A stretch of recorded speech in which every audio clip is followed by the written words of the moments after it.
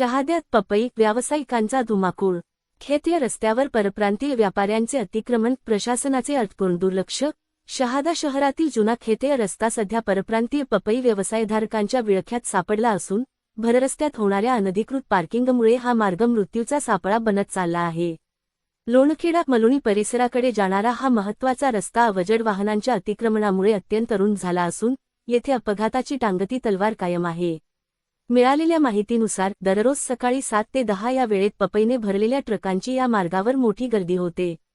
शेतातून पपई घेऊन येणारे व्यापारी आणि त्यांचे कामगार वाहतुकीचे कोणतेही नियम न पाळता भररस्त्यात ट्रक उभे करतात।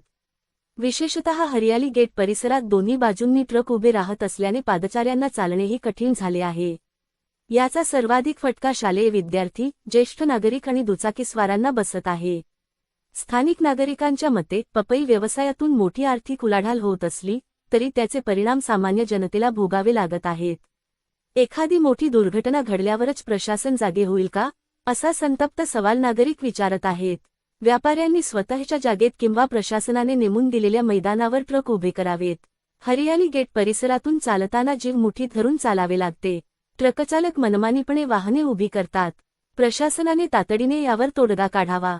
शहरातील ही बेशिस्त वाहतूक वेळीच आटोक्यात न आल्यास नागरिकांच्या रोषाचा उद्रेक होण्याची शक्यता नाकारता येत नाही। गावकरी एक्सप्रेस न्यूजसाठी जगन ठाकरे, मुख्य संपादक, शहादा।